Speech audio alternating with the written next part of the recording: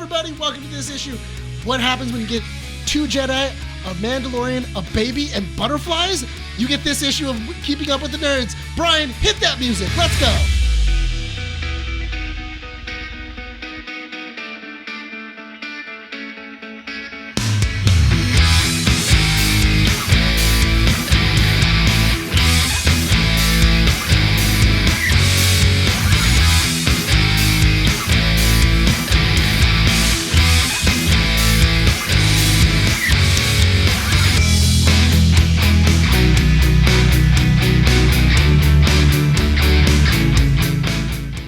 From 12920 Philadelphia Street, Whittier, California, in the heart of Uptown Whittier, Keeping Up with the Nerds, issue 84. My name is Nick Bolero. This is Brian. Renee. And welcome to the show. Why did I say Bolero? We're keeping it. Does that seat make you nervous at all, or what? No, it doesn't. I hear dumb things I say. Like, how do we mess this up? How can we keep this going? I literally just heard myself mess up, and I honestly, if I wouldn't have pointed it out, probably nobody would have listened. Nobody would have heard it. True. But I upset myself by doing it. Welcome back to the studio, guys. I know, it feels good. Feels good. We had all three of us. We had a great host, great guest. Announcement last week. Yeah, you know what? Last week was hectic because that was a lot of work. But we got stuff done. That's we did, the thing. which was good. We did. Can't wait. The last issue was pretty awesome. The interview with Miguel was pretty good. Yeah. I liked that. What was it? I'm hoping that one of these days we can actually get Miguel and in person. That'd be great. We were talking about doing a road trip because for the listeners, you guys don't know. Miguel lives in San Diego. Yeah. We live in LA. Those are far away from each other. If you're not big on if you don't live in California, those are far away. It's not that far away. It's far. drive. It's a drive. It's a 2-hour drive. It's an hour and a half, isn't it? It's like Let's round it. It's like 2 hours with traffic. Okay, sure. Yeah. But anyway, in LA, that's far. Yeah. Like you don't go to San Diego, on a whim. But some people do. Some people do. Some people Some people have all the time and the money in the world to do that. I had a buddy of mine that worked for. I had a buddy of mine that worked for Amtrak, and I would ride the train down to San Diego probably on the weekends, and I would go down and back, and he would just throw me on the train and go get in the back. We should do that. Like, if we're gonna go and shoot some stuff with Miguel out there, let's just go to like Central Station in LA. Hop on a train and head down to San Diego. That sounds like a plan. I like that. That's not how that works, but yeah. We'll figure it out. That's not how transportation works. Yeah, that's not how Amtrak works. We'll make it work. Somehow. You gotta leave from Fullerton Station and take that all the way down to San Diego. Man. I used to actually take the train when I went to go see Mandy when we first started dating. I would take the train. That's commitment. I would go to Fullerton Station and then go all the way till Central. I had to get off at Central Station. Did you feel like a true cowboy because you had to take the train to go see your lady? Yeah. Going in my boots. Your spurs. Well, here you are, pretty lady. But yeah, that's the thing. So I used to take that, and then I just realized I can just Uber, like straight over there, because it's the same price. In all fairness, what is the difference in price? Because I've actually never paid for a train ticket. So for paying the train ticket to Fullerton to LA, it's like $10, less than that, if anything, $7 or $8. And then getting from LA to her house to San Bernardino is $20. That's actually not bad. Yeah. No, my buddy, he would always do the thing of let me know. So like I went to San Diego Comic-Con one year with a buddy of mine, and we hit up our friend. He was like, I don't work that weekend, and we were like, dang it. And he goes, give me like 10 minutes. So he hit up one of his friends, and he goes, all right, you guys got to look for Steve. Make sure that you get on. He's the conductor this week. So go on, call for Steve, and then Steve will get you on the train. And then we went over and we were like, hey, is Conductor Steve here? And they were like, yeah, he's in the front of the train. And then we walked over and we were like, hey, how you doing? And they were like, oh, you're so-and-so's friends? We're like, yeah. He goes, all right, get on. What the heck? And he walked us onto the train and he put us all the way in the back where the cruise quarters was. And he put us in business class. Oh. And then he was just like, and then he goes like, do you guys want water? Like, I got water. I got like pretzels. Like, what do you guys want? We were like, Nothing. I'm good, Steve. But it was so interesting though, because we were there and we were asking him, because me and my buddy were like, oh, know what we should do? We should get Steve something from Comic-Con. Like, that's really awesome. Like, we should get, our friend and also Steve, because he got us on the train. Yeah.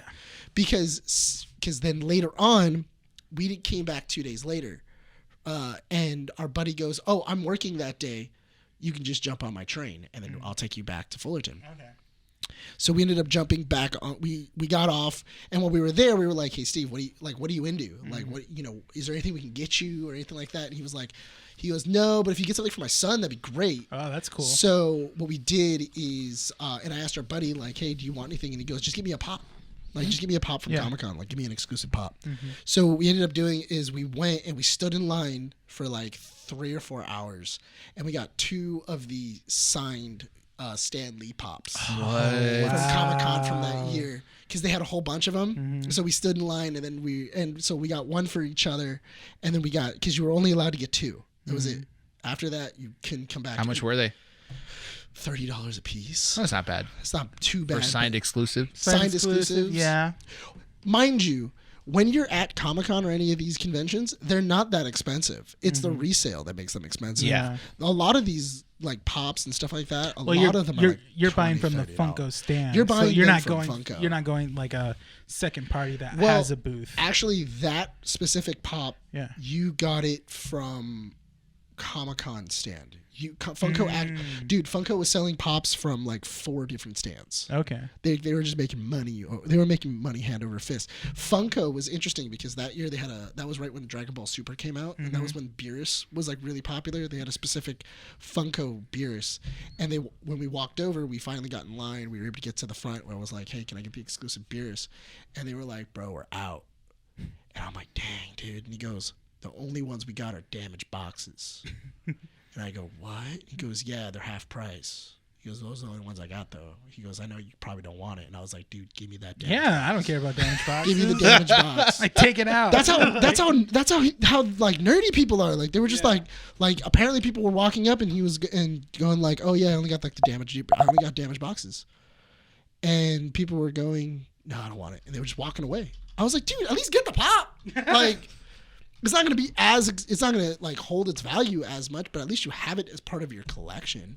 It's true, because a lot of collectors, I feel like, I'll admit I'm one of those. I like that whole like aspect of not opening them up and like keeping them in the box and stuff. And you know who else does that? Who? Lewis. Does he really? Lewis stacks his, so he has like a wall of pops. Oh, you guys have seen the shelf of Grogu, right? Yeah, Andy's little shelf of Grogu. Yeah. The shot, the one that you hate with a fiery passion. Apparently. A little football. the one where you were like, "Oh, if I can get rid of one thing in this room, it's all of Andy's belongings." It's all her shit. Because that's what I'm taking from that shelf. Is whenever I walk into your house, it's always all of Brian's stuff, and then Andy gets one shelf and Brian hates it to death. I think we talked about that too. How like we went to Brian's house and we see like a lot of his stuff on there. We're like, no, not a lot. All of his stuff. Like, where's Andy's stuff? I don't think Andy lives here. Yeah, Andy's a squatter at this point. She with the dog. She's a squatter with a furry friend. I love how I'm writing all of this and I'm trying my hardest. I'm like, they're talking crap about me, but I'm like trying to make sure that I get this right. My hands are tied. Can't do much. No, but yeah, man. That's funny. But they automatically assume that like no one wants a damaged pop. Yeah, dude. Like, box and they were half price. So yeah, they're only like $10. That's the thing. We do that here. If it's a damaged pop, like we look into it and they're like, "Okay, do you want us to give it back, or do you just want us to destroy it?"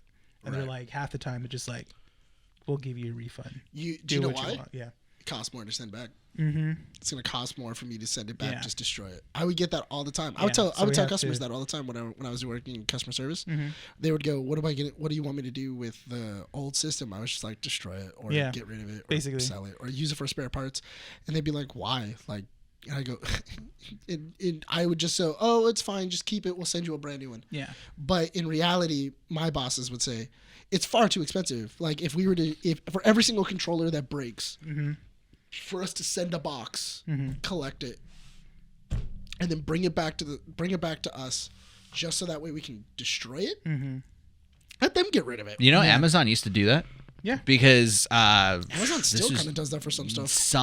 It depends. So years ago when Halo 4 came out, I bought the collector's edition off of Amazon and it got misplaced. I'm assuming they stole the package or something, but or the delivery guy delivered it. I think the delivery guy ended up delivering it to the wrong house. Anyway, I paid like $80 for the collector's edition, never got it. I emailed Amazon and they're just like, it's fine, we'll resend you another one. Literally, like no fight, they just sent me another one.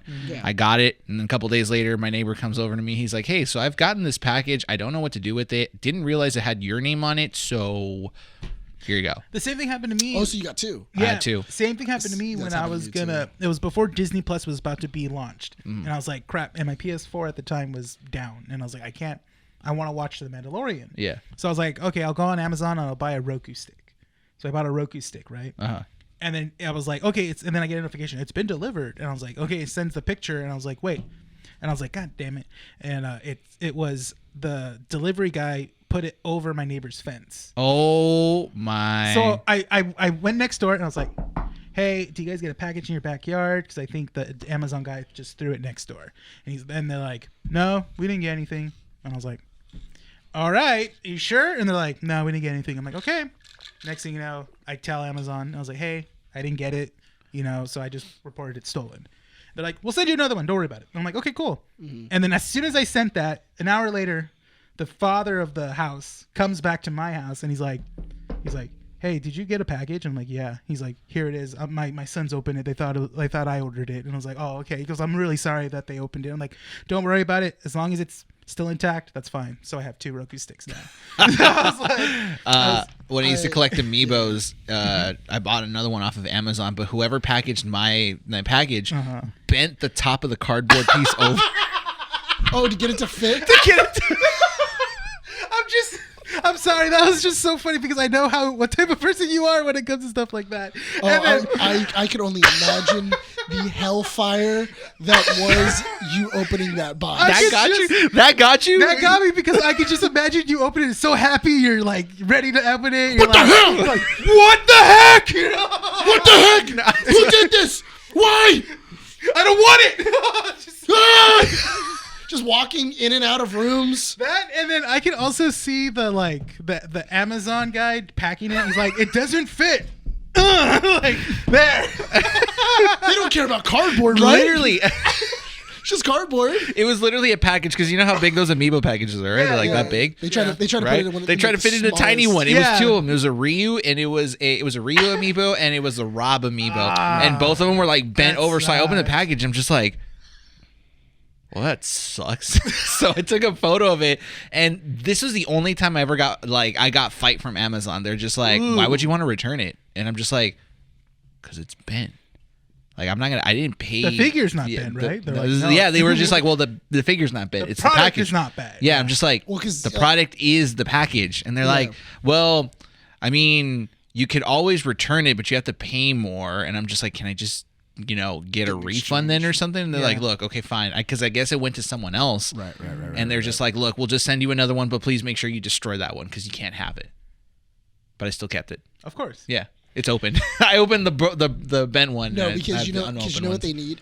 The reason why they sent that email is they need the email. They need a proof. They need like documentation saying, well, we told him to destroy it, and he said he was going to destroy it, so it got destroyed. As long as he agreed upon it. Yeah. No person with common sense thinks he destroyed it. Like, yeah, there's so much stuff where they told me to destroy. I just can't believe they bent the package to make it fit in the box. Well, hey man, that's efficient. Hey, all right, he's trying to lower his carbon footprint. So right? They are also. I'm not trying to badmouth Amazon, but the thing is that they're raising prices by $20. Go ahead, badmouth. No, but they're also terrible at sending comic books. Are they really? Yes, because I've bought like 2 trades from them at one point, and I bought as a Christmas present for my friend. No, worse was I bought a Bob's Burgers Volume 1 trade paperback for a friend because she loves Bob's Burgers, and I bought it as a Christmas present. And then I remember when it came in, it was in like the thick manila envelope and stuff. Yeah. I opened it, a big slice from the front into like 3 or 4 pages was on the book, and I was like, "What the?" And also, it was kind of curved as well too. So it was like really curved. Like someone like really put like all their weight down. Delivered that? They delivered it. That's the thing. So what did Amazon do? Then I told them, hey, I got like a destroyed book here. And they're like, well, it seems like it's not in stock. What we can do is just we can send you like another volume, or we can just send you like your money back. And I was like, just give me my money back and stuff like that. Every bit of the money, right? Yeah. Okay, cool. To me, yeah, because that was ridiculous. That is pretty ridiculous. Yeah. I have gotten comic books from Amazon. And yeah, I've noticed they usually come out a little bit warped. They never come out 100%. No, that's the thing. And that's why when I buy single issues, I buy them off of eBay, because I go specifically comic book stores from different states. They do really well. They do. There's this one that I go to. I think they're in like Connecticut or something. And they like put it in a thick manila envelope with the bubble wrap inside. But they also tape 2 cardboards together on the single issue to keep it pristine and straight and stuff like that. What was it? You guys are one of the few. I will say this. People do that for Yu-Gi-Oh cards. When I buy Yu-Gi-Oh cards online, they'll literally have that. They'll do the cardboard. They'll tape it. Yeah. Then they get it into the hard shell. Those hard shell ones. And when I get them like that, I'm like, wasn't there a bit that someone did where they like, who did it? Was it like, SNL? No, it was like a TikTok. I think I said it to you. It was like a guy at a card shop, and he gets like a Pokemon card. He gets those thick little slab ones, but then gets like a big like envelope for like a 3-ring binder, and just kind of puts it in that thing. So there, protected. I will say this. It's true. Undercity was the only comic book shop I've been to that actually puts a back and the bag. A backer and a bag, in the comics. Did Susan card you when you first came in? Why? Oh, I thought you were going to say that carded me. No. Are you over 18? Why? He's old enough to buy comics? We're reaching the 15-minute mark. We got to go on and move on with our topics. Yeah, because what? No, but you're right. A lot of comic book stores. They don't. They just leave them out there, and it sucks. We spoil you guys. It really brings back the nostalgia, especially like Boba Fett. I don't know if that worked as well as I was hoping. It was a good try. Because you keep saying mines don't work, I'm going to say no, it's terrible. Don't throw that at me. Please don't.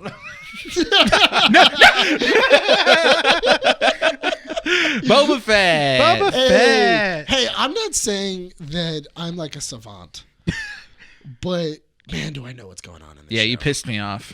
Did I you legit pissed me off. It's more because like you knew it was a Filoni episode. No, he knew word by word the exact same thing. Like every sequence of events that was going to happen happened. No, he did call that Mando was going to have like a conversation with Luke. Yeah. That didn't happen. But I mean, that was you're wrong. See, everything. Oh, I'm sorry. One. Yeah. The only thing I could not have the only thing I could not have expected. Oh, and the it was the ending. Yes, of that episode. That's the thing. No one could have called that. Okay, so no one. I know. See, that's the thing, and I think I said in the group chat that like when that character came on, I was like.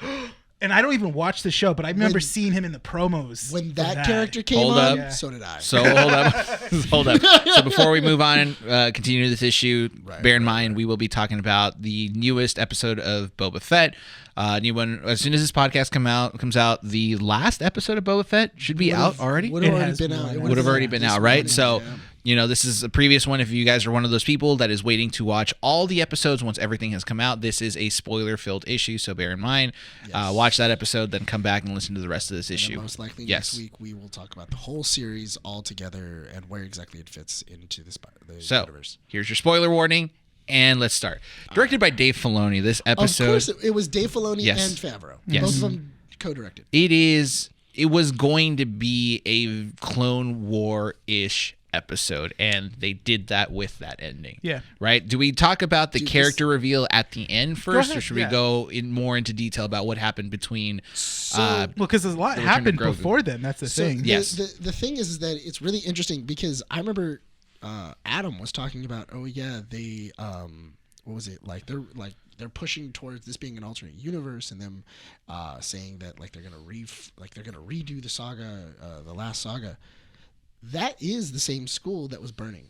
Yes, that is. That's true. If you look at it, it's the beginnings. It's original stone structure. If anything, that's the only. Bring your mic closer. Is it? That's the only sort of like nudge or acknowledgement of the new trilogy that they. No, because they also had Snoke inside of last season of Boba Fett. No, they mentioned. Oh yeah, because they were mentioning that they were trying to get Force sensitives to make a clone. But that's the thing, is that they're barely mentioning anything. Well, that's the thing. They have to acknowledge it to let people know that this is the prequel to the new trilogy. Like, this is stuff that's happening before the new trilogy, right? Not only that, but also think about it like this. Technically, we're 45 years out from them right now. They are in the process and the very beginnings of forming the New Order. Like, the New Order doesn't officially form for probably like another like 10 years, like an actual like movement. Yeah. Leia Organa right now is in the middle of like trying to figure out where exactly she falls inside of all of this, because in about 10 to 15, because she takes some time off, she goes to go train with Luke. Yeah. Then she comes back to then be a counselor for to be a counselor. She is then later on a representative, and she is also the first person that after when Mon Mothma is going to retire, that she's going to be the new chancellor. And then what ends up happening is that she ends up getting this like dukehood, and then when the dukehood, she basically says, I don't want it. Like, I don't want to be this duke. I'm going to become the new chancellor. Like, there's no if I become a duke, I have to go there. The only problem was that, so she ends up giving it to one of her rivals, and she just basically goes like, whatever, it's not my problem. Is this all canon stuff, or this is all canon stuff? This is all inside of the Leia book that just came out. That came out maybe like 2 years ago. Okay. I read books. Anyway. You're going to make Renee leave. He's already left chat.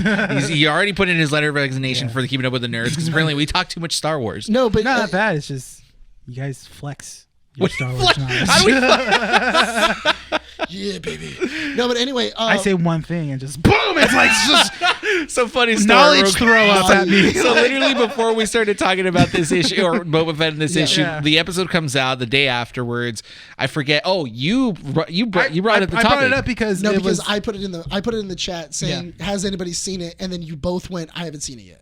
No, he did. I saw it already. I didn't say anything. No, yeah, but it was the day afterwards when we all saw it that you posted the photo of the character that was revealed at the end, and then that started an entire chain of events. I sent the one where it was a meme. It was basically, it was Mando talking to the armorer saying that, the armorer saying, you're a Mandalorian no more. And he goes back to Boba Fett. He's like, you got the Darksaber. If anything, tell her she's not a Mandalorian anymore. So this started a whole chain of events where I started popping in like 6 messages in the span of like 2 minutes. You did the same thing, and Renee's just like, "Yeah, I'm gonna leave chat." I was at work, and I realized I because I had kids that were also near me, so I'm trying to text, and I had children next to me, and I then walked away. I was like, "Oh, hey, I gotta go make a phone call. I'll be right back." And then you're sending a voice memo. I can hear children in the background too, and I'm trying so hard. Could you? I'm like, kids? I'm like deciphering. Like, could you really hear kids? I could really hear kids. Yeah. It sounded like you were in a playground, and he's like, he's at work. So he literally took time out of work to go talk Star Wars. Like, Who wouldn't? Because all I said was, I think what I said is, I didn't like that Luke was giving Grogu a choice. Yes. So between the lightsaber and having the armor and the chainmail. Yeah, we'll get to that. We'll get to that in a bit, because I actually really love that. Little chainmail. Yeah, little baby chainmail. But anyway, like I was saying, to make a long story short, she gives it to a rival. The rival ends up becoming a member of the First Order. She ends up finding a little music box. Yeah. And when she opens it up, it's for Leia Organa, and it's by Bail Organa. It's a hologram that pops up, and it's Bail Organa confessing, saying that she is Anakin Skywalker's kid and Anakin Skywalker is Darth Vader. they then show this to the New Republic Council when she is being voted on for the chancellorship, and she is annexed. That's why she's no longer Senator Organa. She is now General. Yeah. Because they basically went, you're Darth Vader's kid. How can we trust you? All you're trying to do is make a new empire. We can't even trust that Skywalker. We can't trust your brother. You know, he's also how do we know that he's not just a Darth Vader coming? He just killed his dad so that way he can take over. It turned into this giant cluster. That would have been great information to know for the new trilogy. Like having kind of like that little backstory said to us. But yeah. Because I would have liked to see, because that would have shown like why Luke kind of distanced himself. Like one of the reasons why he kind of distanced himself in the new trilogy. Besides the fact that, you know, he did whatever. Yeah. But yeah, but honestly, go read it. I think it's called, it's not the Princess Leia comics, is it? It's not the Princess Leia comic. Novel. It's the actual Princess Leia book. I need to read the. Can you look it up real quick? Yeah, it's the Princess Leia book. I think it's what was it? Because they also have one for Rebels too, and that one's called. I think no, it's not. Is it New Dawn? Maybe it's New Dawn. Well, speaking about the Boba Fett episode, but yeah, back to Boba Fett. Here's what I really loved. We'll get into the story aspects of it. I'm just going to say this one thing before we move into the story aspects. I love how Favreau is set on the fact that when the Mando is showcased in one of the episodes, this has to be a definite Western. Like every part and every aesthetic of the Mandalore story needs to be a Western. It's just Princess Leia, Princess of Alderaan. There we go. Perfect. All right, so that's the read that let me see the front. Nick recommends. See the front, like the cover, because I know there was two different books. Oh, okay. It's the Leia comics. She's like, she's standing in front and that one. Or no? No, that's not it. Okay. That's not it. It's by like Ashley. It's like, but it's an actual full on like book. That's not it though. It's with her and there's a X-wing that's flying behind her and she's in red. That's the front. Oh, Bloodline? Yes, Bloodlines. There it is. That's actually a pretty cool cover. That's a pretty sick cover. Ooh. That's actually pretty good. Yeah. Oh yeah, that came out in 2017. Yeah. It came out like a little bit after the. This is canon? It's canon. It came out after. Any books that come out after Disney Force Awakens, it's canon. Dope. Okay. Because this is also the first introduction of Poe Dameron. It's her meeting Poe Dameron. Oh yeah, that's right. Okay, now I got to read it. People are making a big deal about that. Yeah. Okay. And also, you know the little alien that's there. Okay, so you know the alien that they zoom into inside of the Force Awakens. Right when they're blowing up the Hosnian system. Yeah. He's in there, and he's like an actual he's like her best friend.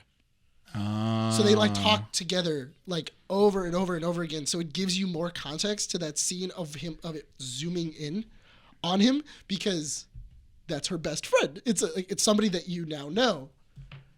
But that is weird. Now that you mention it, it is weird that they're releasing all this stuff after. I get it, but it does kind of like show that Disney kind of rushed into this and said like, we need Star Wars. We just bought the franchise. We need to just dump as much stuff in there. The problem is that scene is actually part of the cutscenes because he is actually inside of the Force Awakens. So is her assistant.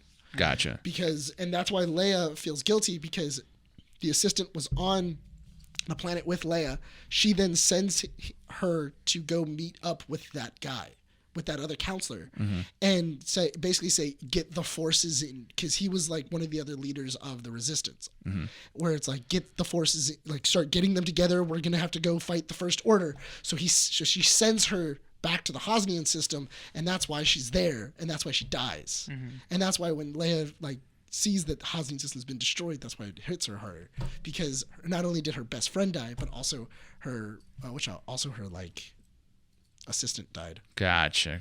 So there's a lot of other pieces that go on throughout that is a really dope book because it's also talking about her having second thoughts of sending Ben to Luke, of like how she's feeling about sending Ben to Luke, because Ben at this point is probably like he's like probably like 16.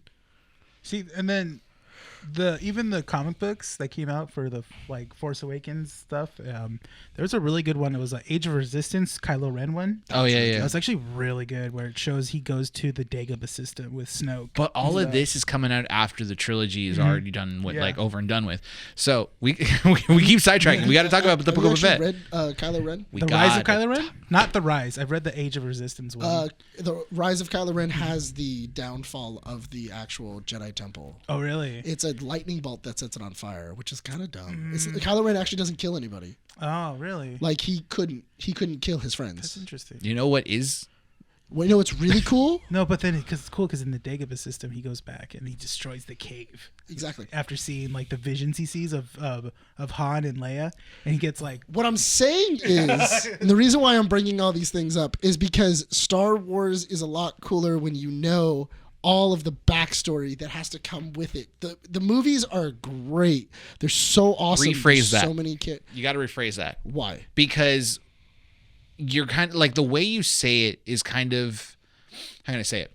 Okay, hold on. Do you understand what I mean by saying okay, hold on. When Star Wars is a really great thing of if you decide to devote more to its story, you gain more from knowing what's going on. There it is. Because you have to understand that what Favreau and Filoni are doing with this entire universe, oh my God, I can't speak. This entire universe is that they're making new viewers interested in extending their knowledge of Star Wars. Exactly. You can jump into The Mandalorian and say like, oh, this is really cool. Now I'm going to start figuring out like all these different connecting stories and whatnot, right? Yes. Because what this episode did so well is that it brought back returning characters. Like, I don't understand why it's getting bad reviews because it's not Boba Fett centric. I do feel that Nick is 100% right, or you as well, when you guys are saying that the Boba Fett story is kind of like already over and done with. Like the Book of Boba Fett explaining his kind of aspect, it's kind of wrapping up, right? So now we kind of need to focus on how we're going to start Mandalorian season 3. Also, how are we going to go into, because not only are we explaining Mandalorian season 3, but we're also explaining how exactly do we get to Ahsoka Tano? How do we get to the Ahsoka series? How do we get to Mando season 3? How do we get to all these other, squadrons? How do we get to all these other shows / movies? And how do I explain them? And what Favreau and Filoni are doing so well is that if you don't know certain things or certain details that are apparent there, it makes you, the viewer, more interested in picking up some other stuff and trying to figure out where these guys are coming from. Yeah. Because amongst the three of us, we have someone that's deep into Star Wars, someone that is moderately deep into Star Wars, and someone that's deep enough into Star Wars to appreciate it, but not really super involved into like the Clone Wars and Rebels and stuff, right? So this episode showcased that because it literally starts off with, Mando having a meeting with Boba saying that this is what's going to happen, or it's pretty much everything. They're explaining what's going to happen at the end of the episode. Yeah, I mean, the end of the episode very much... Or the end of the series, excuse me. Yeah, because, I mean, the beginning of this episode was very much Mando going, I know who to go talk to. And then he goes to go talk to... no, not even, Because he goes to go talk to Cobb Vann. Yeah. Before going, what was it? Was that before or after? No, that was after he saw Grogu. That was after seeing Grogu. Because Cobb Vann was already threatened by the Pikes. Yes. Which also is, Cobb Vann is also from the books. He's from, Aftermath. From there, Cobb Vann is then introduced as the new marshal of that area because he works for the New Republic. He kills the Spice Runners. Which was a badass scene. That was really cool because he killed a straight Western. Dude, he killed 3 people with 2 bullets. Yeah. Which is awesome. Because I thought it was a mistake. I was like, wait. No, he aimed it. Yeah. Yeah. I was looking at it too. I had to go back because I heard blah, blah, and I saw 3 people fall. And I was like, You're like, I was like, wait, hold on. I go, that doesn't make any sense. And then so I rewound it, and then I looked, and you can see it perfectly goes through its chest, through the back, and then hits the other one right in the chest. You can tell. Oh, what was it that Andy was? Oh, Andy posed this question to me because like the entirety of all those scenes with Mando, like I said before, is straight Western, right? Yeah. And she's like, "Oh, what's a better Western, Westworld or this?" And I'm just like, "No, Westworld is an original Western, right? It's trying to be something different. This is Star Wars with a Western skin, and I could still appreciate and love it." If you want a better Western, because I would even say that this is a better Western, Justified. Okay. cool. Oh, and they're bringing that show back. Yeah, because Justified actually has Timothy Entering the Olyphant. age of westerns again. Yeah, Dope. dude. No, but I'm Timothy not mad at that, Timothy though. that's the reason why I love Timothy Olyphant, especially when he plays these like Western characters, because he feels like Raylan Givens from Justified, because basically Raylan Givens is a 1800s gunslinger in modern day, and it's so funny to watch. It's so great to watch, and especially when he kills the two Pikes in this, and then he does the gun flip and then puts it in. Very RoboCop-esque. Yeah. I was like, oh, dude, that was so cool. So we have that. And then So we worth jump into pretty much now the Mandalorian season 3 setup where he goes and visits Grogu.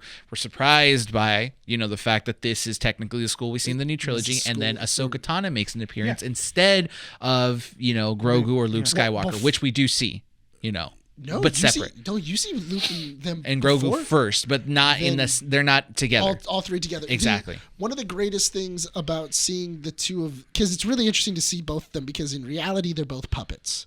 One's a CGI puppet and one is an actual puppet. Yeah. And I have never really felt so much emotion to two things that didn't actually exist in front of me. They're not there. Because it felt good to see, a Padawan trained by, that race, a master, and now it's flipped in reverse. Now that he's done his stuff, he is now training the younger version of Yoda. Exactly. And they're even doing similar scenes where he has him on the back of him, and they're doing that run that they did in was it Empire Strikes Back? Yes. Right? Yeah, they're doing the same run. He goes up, Dagobah. the exact same thing. It's so great to just see that, and you're 100% right.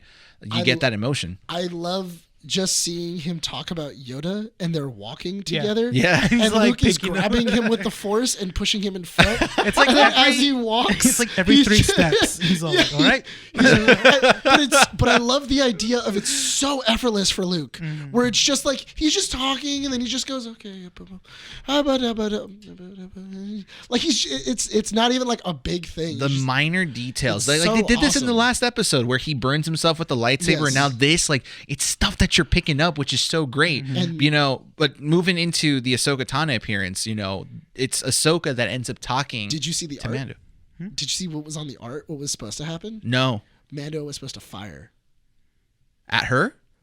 Was it in the end credit art? It was in the end credit Oh, art. You can see I was Mando talking to Andy. But here's the cool thing in the end credit art. It's her in her cloak, and Mando stands up, and you can see smoke coming out of his out of the gun, and it turns.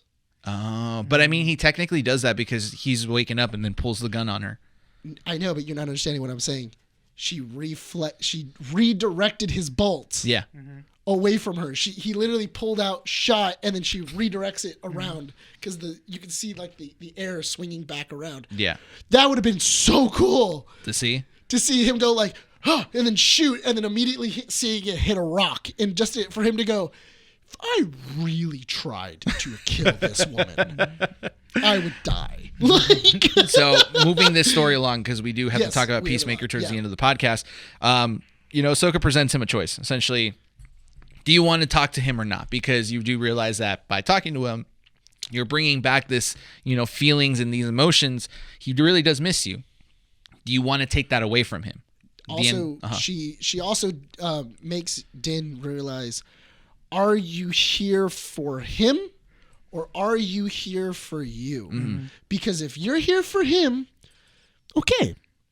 But if you're here for him, for you,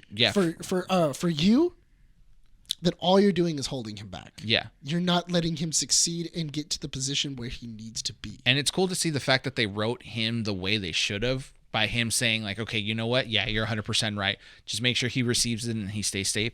Goes away. Grogu sees the starship, not recognizing, but I feel like he understood. Like there's that kind of, because he's reaching out for it. So I feel like he knew his presence was there. Yeah. It's one of those things of I'm in the middle. It's kind of like when you're doing something at home and then people walk in and you already know who's there. Yeah, exactly. Oh, my roommate's there. Oh, my parents are home. Same difference. He knew that Mando was there. He could feel his presence. He could feel him getting closer. Mind you, when you're connected to someone, it's the same thing with Luke and Leia. And like Han and them. When Han was in danger and Luke was on Dagobah, he knew that his friends were in danger. He knew what was going on, and they were almost half a galaxy away. Yeah. So he knows that Din Djarin was there. He knows where he is in the galaxy. He can feel him. He knows that he's okay. He knows that he's in pain. So yeah, it's gonna be so interesting to just kind of see where it jump goes. into the B plot, because I feel like the Boba Fett scenes are now B storylines at this point, right? Really quick before we jump into B plot, how did you? Because I felt very emotional. I almost teared when Ahsoka Tano and him talk. That's after this B plot, because that's leading towards the end. Exactly. Leading Yeah. into So we're getting to that point, because that was a heavy hitting moment for me, because that's the first time that we visually see them meeting for the first time. Yeah, there's a line in there that I'm just like, I was like, oh man. I got out of the couch and I was just like in pain. I was like, oh, you can't say this. Anyway, B plot. We go. We go back and see Cobb, and things are kind of going whatever they are. Right. Stranger in the Desert starts walking by. It's a character that you pointed out, right? That you put on there. As someone that has not seen Clone Wars or Rebels, don't recognize this guy, but you two do. Yes. He is Cobb Van. I mean, not Cobb. Cad Bane. Cad Bane. I don't know why I was. Cobb Van fought Cad Bane. Ooh, yes. That entire sequence. That's a tongue twister. Yeah, you see what I mean? I was like, oh, yeah, okay. Say that again. Cobb Van fought Cad Bane. Stop. Silence. Say that again. Cobb Van fought Cad Bane. Say it again. Cobb Van fought Cad Bane. Now say it just faster. Now say it backwards. No, kiss my booty. Anyway, I mean, that's all besides that. But yeah, Cad Bane coming back and being a member of the Pikes. He was introduced in Clone Wars. He was just a regular bounty hunter. Yeah. He did a lot of stuff. He's fought a lot of Jedi. So how did his arc end in Clone Wars? In Clone Wars, you're not entirely too sure. Originally, in Clone Wars, one of the unfinished episodes was Boba Fett killed him. Killed him, and he was the reason why he has the dent. Did we see a body? Yes, it's a duel. What dent? The dent on Boba's helmet. Oh. The dent on Boba's helmet is from Cad Bane. Cool. So Cad Bane, having those two characters meet probably at the next episode. Cad Bane is, obviously. Think of if you had a grizzled alien with Star-Lord boosters who has like 2 pistols and he's a sharpshooter. Yeah. So the what was it? So the 2 oxygen tanks? Yeah. Those aren't for they're for breathing, but they're unnecessary. He's actually captured by the Jedi Order. Anakin Skywalker busts in and then goes like, "You're going to tell me everything you know about Dooku's plans." And then he goes, "I'm not going to tell you, dick. Like you can do whatever you want to me." And he goes, "You're going to tell me everything." And he goes to strangle Cad Bane. He's choking and then goes, "It doesn't matter what you do." This is feeding oxygen into his lungs. So he implanted those so that way he can then get away with being strangled by the Force. This is how cool this guy is. He is not only affiliated with the Pikes, he's affiliated with the Hutts, he's affiliated with the Separatists. He did jobs for Dooku. He attacked the Jedi Temple and got away with it. So the great thing about his entrance is that this was straight up the most intense. And did anyone watch this in just total silence? That entire sequence? Oh, definitely. Yeah. And also going like, "Deputy, get the hell back inside." Yeah. Like, just leave them alone. Literally. Leave them alone. Yeah. Because honestly, with Cad Bane and Cobb Van, it would have been an even match. Because they're both gunslingers. Yeah, and that's what I noticed is like because there's certain scenes in westerns where like you can understand how this is going to play out, right? And that's what they did so well. It was quiet, this is the perfect setup for like the a good walking duel. Up into town. Yes, and even does that whole thing is like does the hat lift. Perfect. The hat is from the show. Yeah, I know, but it's just so good. Cool. If anything, I'll look it up. I'll find I'll find the episode where it's basically a heist episode of the Clone Wars, where they're meant to break into the Jedi Temple. I think you told me about this one. Yeah. Was it they're meant to go into the Jedi Temple, but essentially Dooku sets up he sets up like death games for them to get through, which are challenges that they'll have to deal with inside of the Jedi Temple. Mm-hmm.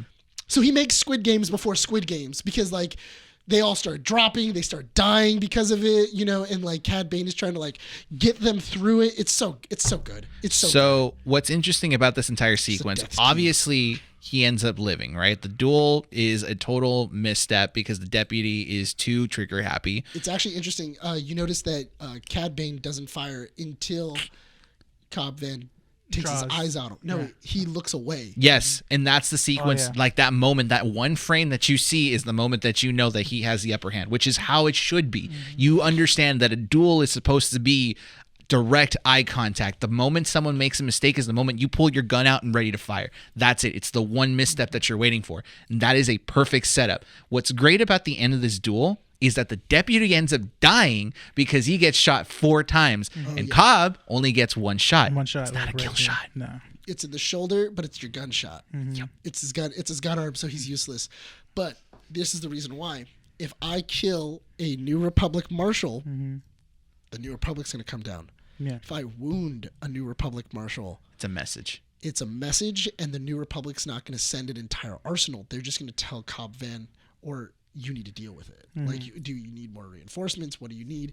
Also, by the time that he comes back and he's conscious again, most likely this is all going to be over. So we'll already be in control, and the New Republic can't do anything. Yeah. By the time that he wakes back up to tell anybody about it. It's genius. I love it so much. Detail. And he's menacing.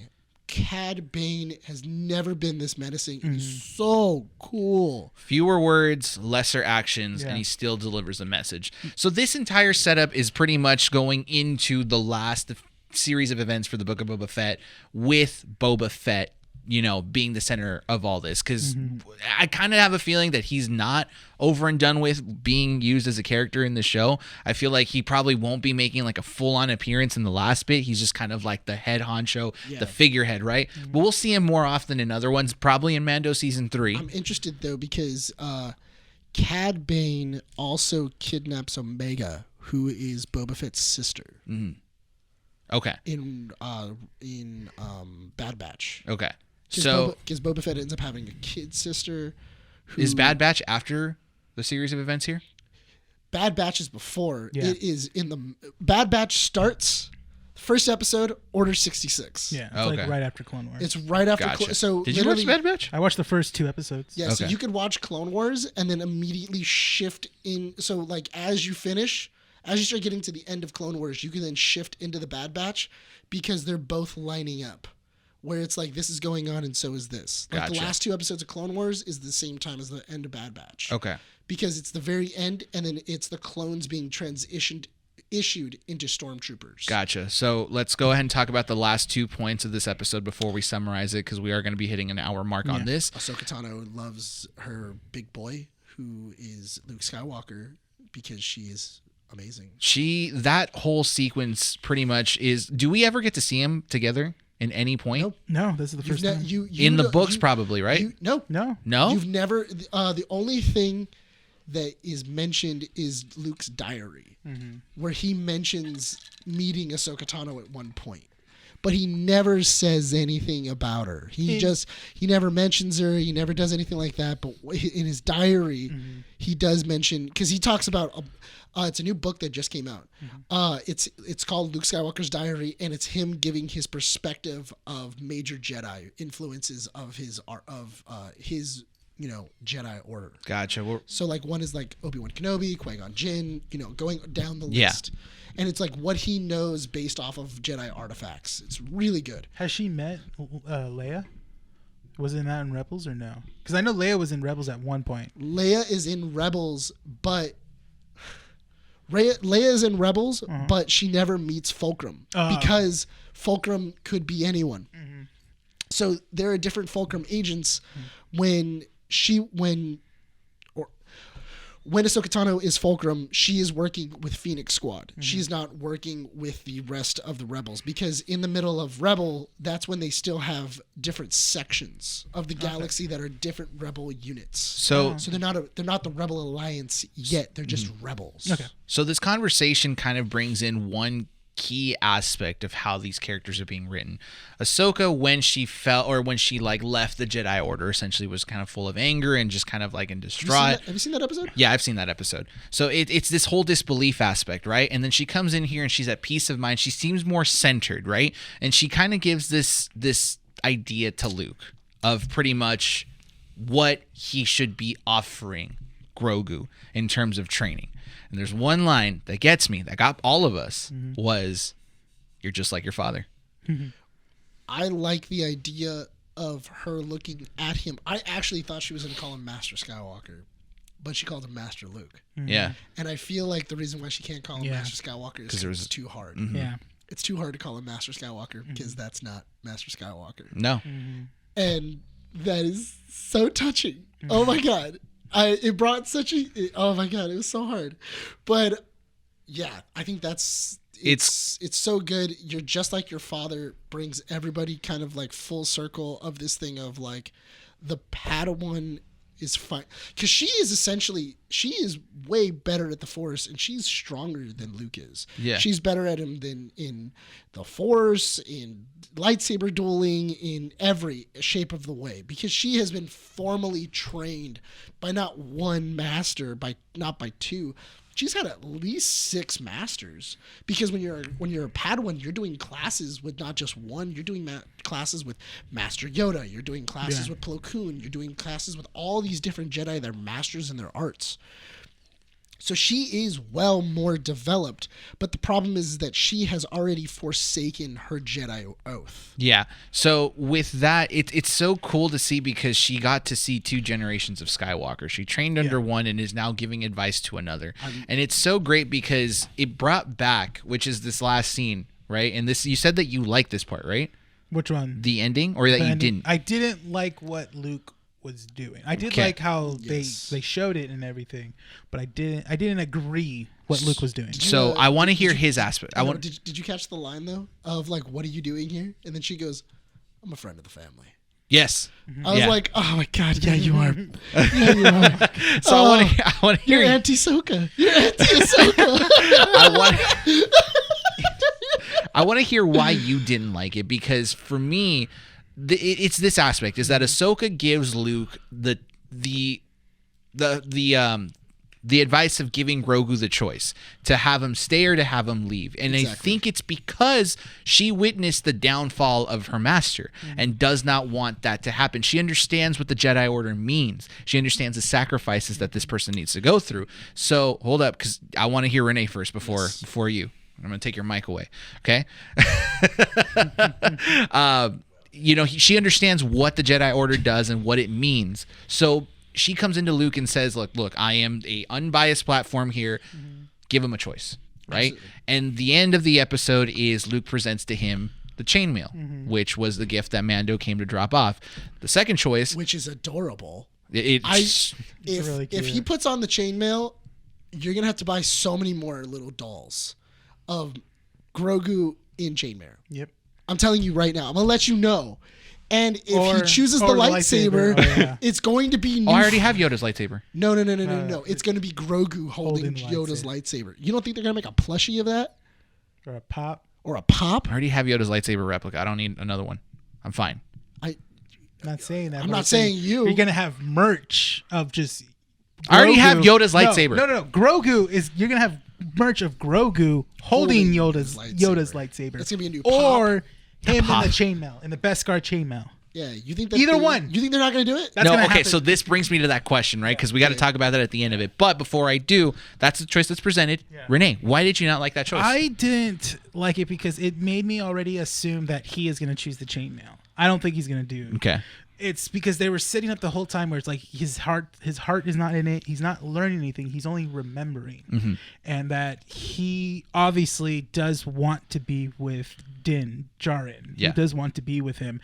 And I was saying this in the group chat where it's like I feel like they are setting up Grogu to come back in season 3. Because again, I watched this again. Mandy, she's never watched Book of Boba Fett until this one, because I said Grogu's in this episode, and that was the only time she wanted to watch it. And they even have Boba Fett in this episode. That's the thing. They had him for a bit, for like a little bit there, but she didn't care about that. She wanted to see strictly Grogu, and that's the thing. And it got me thinking, and it got me really thinking. I was like, they're trying to not rewrite, but write in. We're gonna have Grogu back by the first episode of season 3. Okay, so you are more along the lines of like, this is a choice that's too obvious to be written into. Yeah. It should not have ended with a choice. Yes. We already know what choice he's going to make, and it's based off your ideas of merch. That, and then also for as of like when it comes to Luke making him give the choice, if I feel like it'd be better, and this is me personally, it'd be better if he just kind of like not made him choose per se, but just kind of like, we'll integrate both into your training. Okay. You can have the chainmail, and you can also use but I'll also teach you how to use a lightsaber and stuff like that. I feel like it would have been cool, obviously, as you know, seeing him wear the chainmail and then also we'll yield a lightsaber at the same time. Gotcha. Yeah. Will you allow me 2 minutes to explain mine, and then the master will speak? So I can rant? Absolutely. Yes. Okay. There. So the reason I really love this, I understand your perspective and I respect it, because it is a good point to make. Like, obviously you want to have that merch still being sold, and you still want to have them relevant. So you want to have Grogu That's how Disney can still make money. Yeah. Bingo. But for me, this was the most interesting aspect out of everything. And it's because I will never forget Episode 3. Revenge of the Sith will forever be my favorite Star Wars movie. And it only is because it's a tragedy. You understand the downfall of Anakin after everything that he went through. You understand that the corruption took place ever since the beginning, and the constant lies that Obi-Wan gave him to try to like keep him conform with the fact that everything is okay. And I was pointing out to Andy, I'm like, you know what? This is good, because now Grogu, and no, it's not good.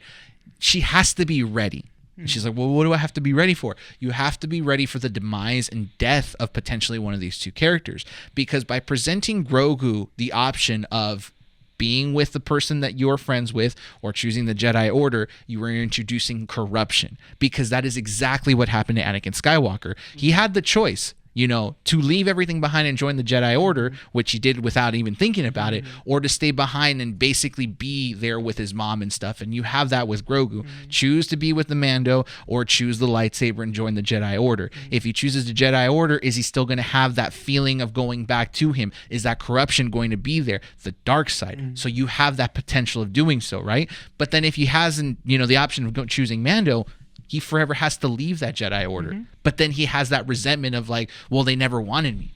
Why can't I have both? Why can't I do this? There's that option of corruption. And that's what's so great about it. Obviously, we can look into it and say that there's an obvious choice, which Nick will most likely predict correctly, obviously. But it's that aspect of corruption that makes that so great, because now there's actual risk to this character. Right. This character is not just a toy to me anymore. I'll admit, after watching this episode, I love that little sucker now.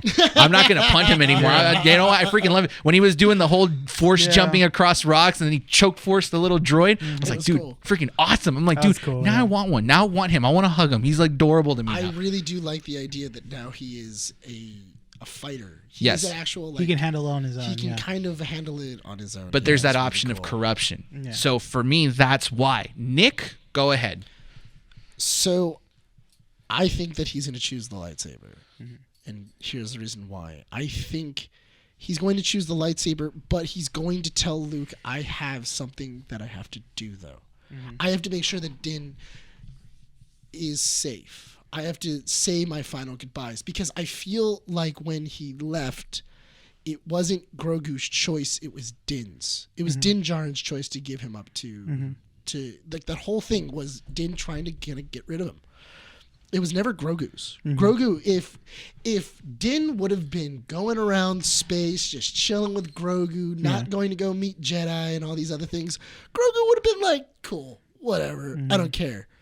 But that was Din's choice. It was never Grogu's choice to go with Luke. Well, he rejected it. He said no, and Din was like, you need to go. Yes. I'm telling you, you need to go. Oh, God, I need to watch that last episode. Because originally, in the very beginning, he goes, he doesn't want to go with you. And he goes, no, he's asking for your permission to go.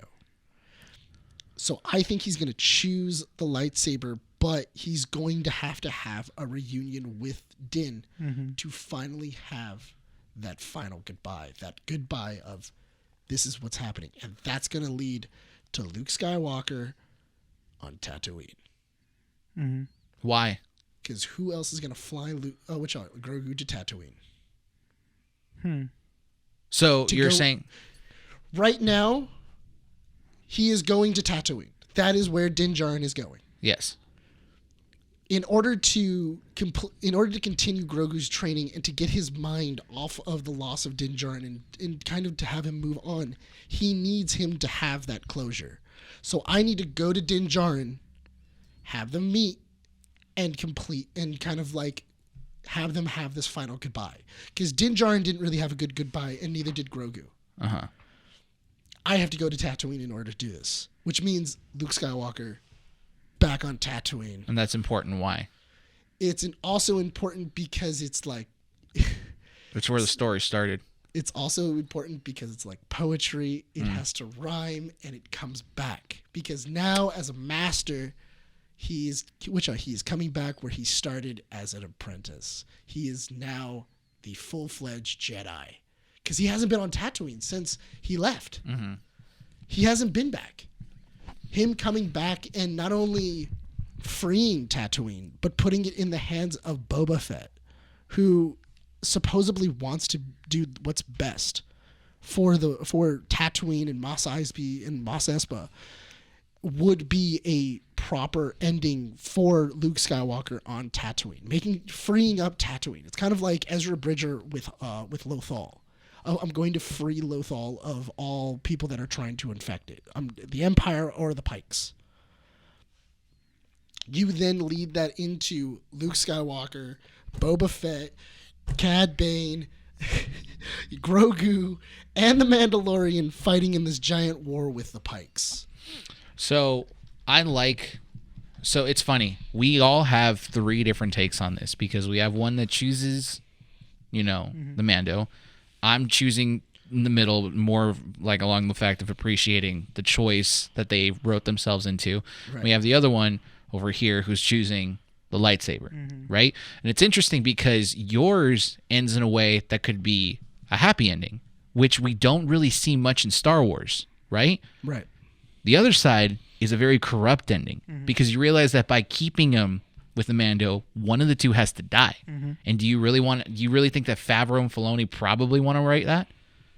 Oh no, that's the thing. It'd be interesting. Like, you have the comfort we all know kind of side, because Star Wars ends in tragedy. As much as we think it's a victory, it's not. It's always a tragedy in some way or another. It's a space opera. Exactly. It's a space opera. Whenever you destroy, it's all about vacuums. Yes. Where once you destroy one big bad, another big bad stands up to take its place. But the major thing that I really think is that once you have all of these elements and all these other things, I believe that there was one line in that final episode, that in the last episode, that was very important. What was it? Luke Skywalker saying some people's entire lives are but just a moment for you. Yeah. Oh, that's right. Yeah. Because he very. Do you want to go back to Din and watch him basically die? You're going to outlive him. He's going to eventually die, and you're going to have to live with that. And you're going to have to, and maybe he'll die in battle, maybe he'll die of old age, maybe he'll die of whatever, but you'll have to witness that. Okay, I'm gonna jump aboard on that quote. And you won't be able to protect him. No. Go ahead. Okay, I'm gonna jump on your train. I love you. But I'm gonna jump on this train. Here's why. I got him. Here's why. So yours is great as a space opera, right? Because that's what we're all used to: the corrupt ending, the downfall of something, the tragedy ending of everything, right? Yes, we've all gone through it. I'm ready to cry some more tears, and this time be very emotionally wrecked by the time I'm like 30 something, right? When this entire series comes to an end. It's never coming to an end. It's Star Wars. It's Galaxy. No, the Mando story. It's never happened. It's never ending. Anyway. Never ending. Anyway, I like his idea because here's the genius behind that idea. And keep in mind, Favreau and Filoni are just geniuses when it comes to this, right? There's a reason why they put that line in. Hold up. There's a New Hope. because if Luke's order did not succeed, why are we going to continue on the new trilogy storyline? Why don't we jump aboard an actual storyline that will succeed? Right? We already have the end of the Skywalker saga, but space is massive and forever growing. It's not just about the planets that we saw in the new trilogy. What if Grogu does train under Luke and something happens and he ends up going away? Right? Now they have that separation of Grogu's storyline going somewhere else and training somewhere else or doing something else somewhere far off, and Luke is all of a sudden this messed up old man who basically dissolves his entire order. So they're subtly setting up a new kind of like world, and like a separate, not timeline, but that's like and that's universe. Yeah. And that's kind of the ingenious of it, is because you can say it the same way that they did it for, because it was very final when George Lucas talked about Order 66. It was very final about like every Jedi in the Jedi Order died. Then later on it was except, and then they gave you a giant list of like, these are Jedi who survived Order 66.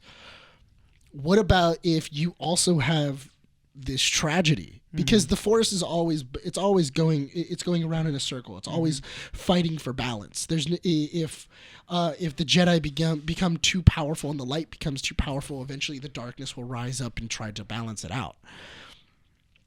Luke is gone now. Now it is Rey, and she's by herself, and there is no darkness in the world, which only leads to the Force in balance. The end of the series ends in the Force being in imbalance.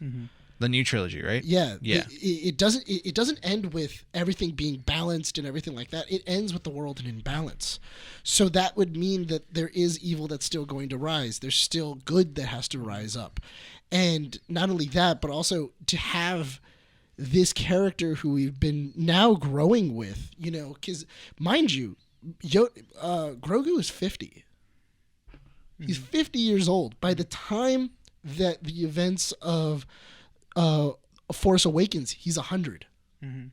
He would have been old enough already. He would have already been 100 because Yoda was almost 1,000 years old. Yeah. He goes good. He goes, good you look when you are 999 you will be. And it's like, oh man, Yoda lived to be 1,000 years. He fought in the Old Republic. He remembers it.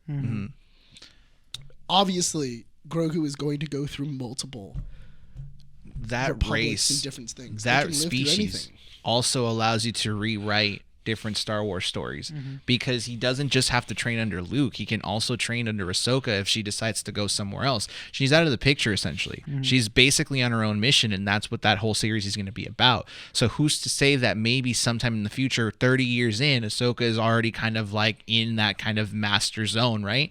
Or she technically is. But how long do Twi'leks live? Can you look that up? Because I think Twi'leks only live for like maybe 75 to 100 years. Even so, like if she's in her final stages and Grogu's able to speak at the age of 80 by the time that he essentially leaves Luke's order. I'm expecting in the next episode Grogu to talk. Do you think Andy has the heart to stand that? Neither does Mandy either, no. No, she's not going to handle that. She's like, no one's going to handle that. No one's going to handle it, no. I'm telling you right now, his first words are going to be din. Yeah. I'll tell you right now. I'm already getting emotional. I could just because me and Maddie, we sync up, and I have earbuds, and because we talk on the phone. I could just I'm not. My ear's gonna hurt. I'm telling you, my ear's gonna hurt when that happens. Because that's the only thing. Because you can't have. Why have this B plot? I mean, why have this A plot if it's not going to continue into the season finale? Look, man, if this episode ends up being anything like the last episode of season 2 of Mandalorian, I'm going to be in shambles and I'm not going to show up for the next podcast recording. All right? I'm not. Dude, I'm telling you, dude, because the way that Grogu is looking at both things, he opens his mouth and it looks like he's about to say something and it cuts to black. Yeah. They can live about 200 years. Oh, 200 years? Bingo. So she's maybe in a year's past between 7 or 8 years. She's maybe 80. Her age, yeah. She's maybe 80. Oh wow. Because Clone Wars. She wouldn't be. She would be young. She would be like almost 40 by the time Clone Wars is. Because she was 10. No, she was like 3 when she was brought into the Jedi Order. Okay.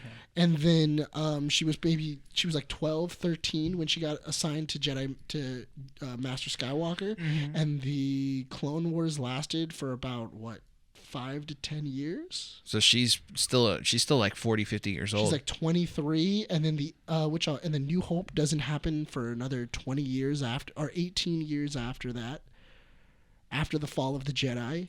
So that means that she has to then wait another 18 years. So that would mean she would be 30 in her 40s. Then that takes place over like another 5 or 6 years. Yeah, so they say the Mandalorian taking place in the year she is about 45. Yeah, so she'd be like 45. She's young. She's young, so she still has the potential of training Grogu. So by the time they already did the math, by the time Rise of Skywalker, she would have been 72. That's still relative. Yeah. She's middle age at that point. Not even. So I'm telling you, she could be off with Grogu somewhere, and we get a brand new trilogy somewhere else. I swear to God, if she actually is dead for the end of Rise of Skywalker, I'm very pissed off. Why would she? Because she's at the end talking with all the dead Jedi. Yeah. You hear her voice. You hear her voice. I think Favreau's ignoring that. Well, he's ignoring a lot. No, they would have had to ask She's Favreau. Not dead. No, because any time that they use Favreau for Ahsoka, she's not dead.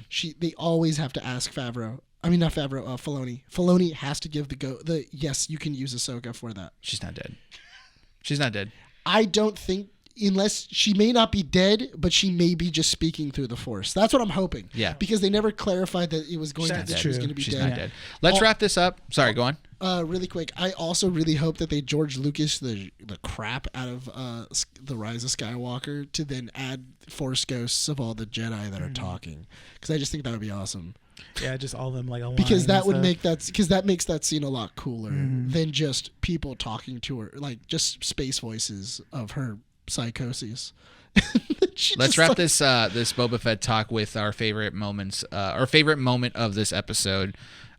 Before the last episode of the Book of Boba Fett premieres, as soon as this is over. Yeah, I would say it would have to be the Ahsoka Luke talking.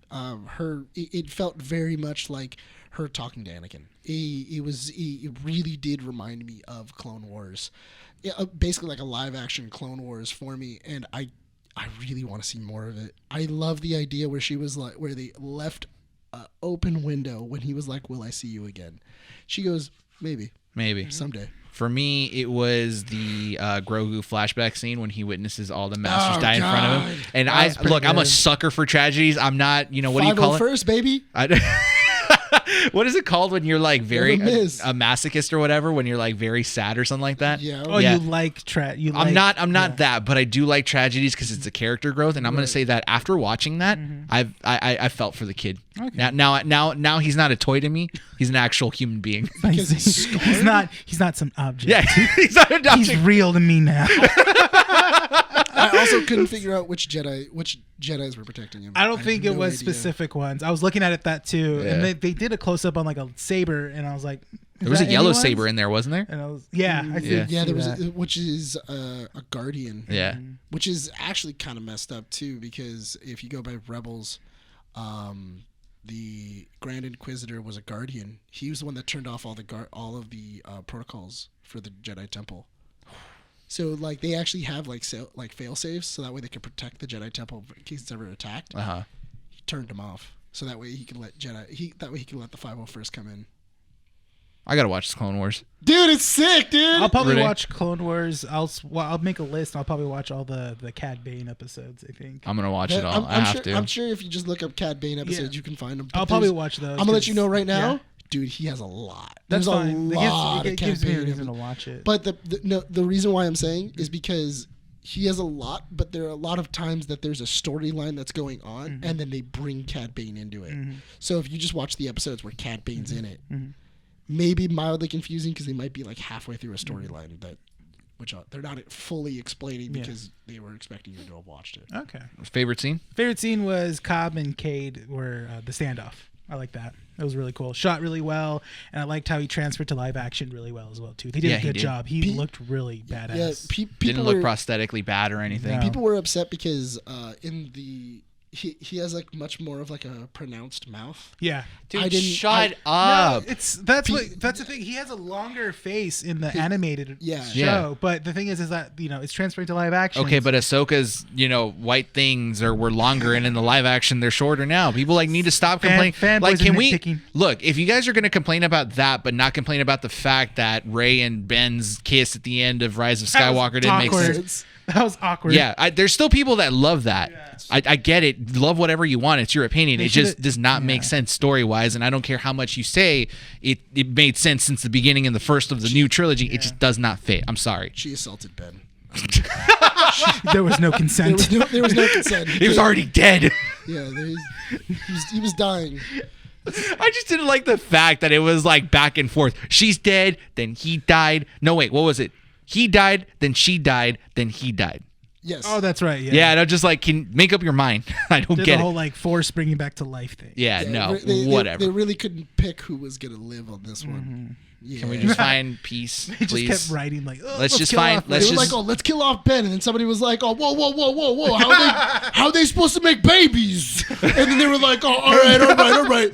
Well, we need to kill off Leia anyway. So what about if she dies? Let's do that. And then they were she's like, actually dead. So yeah, they were like, all right, sounds good. Let's kill Leia. And then they killed Leia, and then there was a lot of people that died in order to keep Let's them bring alive. back Han.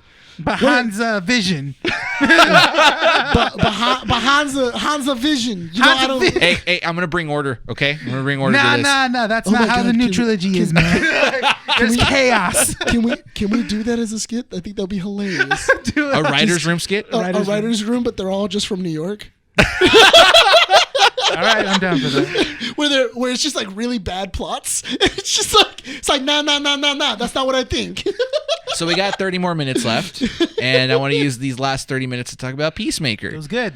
Wrap it up. Done. Hey, good job. We got 2 episodes left. All right. There's really not much to talk about because this episode, and honestly, was a filler episode. It was a very filler-heavy episode. Go for it. I'll be right back. Sorry. It was, and it was. To me, I liked it. It was basically getting from point A to point B. Remember, Brian, you shake it twice any more than you're playing. I'm going to get water. Oh, I thought you were going to the restroom. Freak. Yeah, now he's all disappointed now. Yeah, now I'm disappointed. Talk about Peacemaker. Now I'm disappointed. Okay. Oh my God, I'm just trying to have like this like good, very genuine conversation with you, and I really. You got assaulted at the workplace. I got assaulted at the workplace, but you're damned if you do. He's you're talking damned if about you Peacemaker. Shut your mouth. So Peacemaker. No, but okay. So this episode was actually it was interesting. It had great moments. I liked. It does have really good moments. You guys didn't like the butterfly scene. He didn't. He didn't. I loved that scene. I loved that whole scene. Sick. And then the music was great too. Monster. Yeah. And it was so cool. I really enjoyed that. I thought it was kind of interesting because I was kind of wondering who the cop was. Because he kind of seemed like a villain that we should know about. Nothing. But I couldn't. But like they didn't really give us a name. They didn't do anything else. Because did you end up watching the end of the episode? Yes. Where he's like, "Come on, look sad, look sad." So, and then he's like looking at the dead body. And he's like, "Does this look sad?" Like he seemed crazier than he should. Yeah. And I wasn't exactly too sure of like. And James Gunn loves throwing really like dumb characters from the DC universe into Peacemaker. So I don't know if he's like a DC essential character. I mean, but the thing is that they did insinuate that the butterfly within Myrn is he did say, I think it was either last episode or this episode. It was this episode actually. How he said the butterfly that's in Myrn, he has all his memories, right? Mm-hmm. And he's like, I've seen what Myrn has done. He's a murderer. He was a murderer. He was disgusting. Yeah, and I think only that other guy that's the captain was his either like accomplice or maybe war buddy that we don't know about. That's why it's like, he's the guy was so kind of like. That actually is a good point because Myrn says that he knew him. Yes. So he said that he was an accomplice. Mm-hmm. That actually does make sense of like maybe he was a war bunny or something else that Myrn from his original life might have known. But besides that, so we have what was it? So now the world knows about butterflies. What was it? Now we know that Amanda Waller's daughter. What was her name? Yeah. I forgot her name, but the whole journal thing that was only. Which Asabayo? Yeah. Adebayo, I think. Adebayo. What was it? Her job her was, diary was planted inside of Peacemaker's.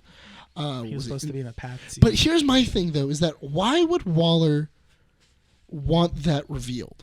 I think what it is, she always has a contingency.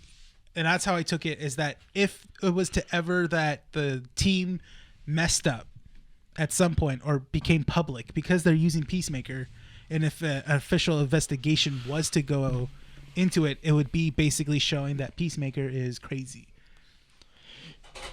Because Waller doesn't want any stick of this to go public at all. Yeah, I know, but the thing is that they didn't say exactly what was inside of the book. They said no, but they were talking about the butterflies. They were talking about butterflies, and that is like, oh yeah, there's an alien invasion that no one knows about, and has the plans of killing the governor and stuff like that. Yeah. And it's interesting to kind of see how Adebayo's take on the team. You see The Economist, and you also see what's her name?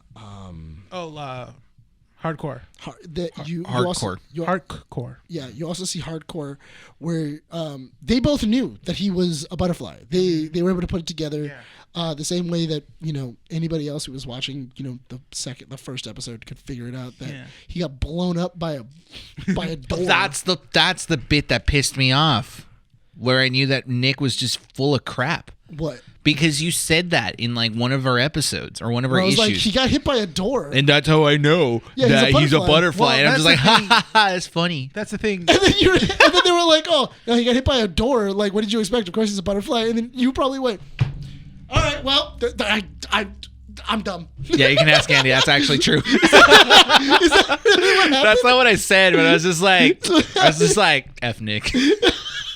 I'm so done. I literally was just like, because the moment they said that line, I was just like, oh. That's cool. F you, Nick.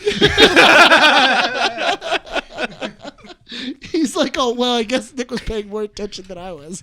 Nick secretly writes for all these shows. I pay attention more. No, but that was the only thing that made sense to me, is that he got hit by a door. That's the thing. Like, when it was revealed that he was a butterfly, like, I wasn't really shocked, but at the same time, I was like, oh, that's kind of cool that. But they had already revealed that he was a butterfly earlier on, like I think an episode prior, because he's dipping his tongue into the brain goo. Yeah, that's the thing, But again, it's just the way that his character is that you're watching it, because they did say that, and then I think it was that same episode when they revealed he was a butterfly. He was talking to the computer dude. I forgot his name for some reation, and Economist. He's talking to them, and they're setting up the cameras right outdoors when they're trying to kill the governor. And he's like, "No, I don't show an emotion. I just don't choose to do it." And he's like, "Really? You never said you were hungry and stuff like that?" And that was kind of like a key to me. And I was like, what if he's a butterfly? That's a thing. Because even the butterflies were saying, humans smile every single time. Yeah, it's a different. But for every face, it's different.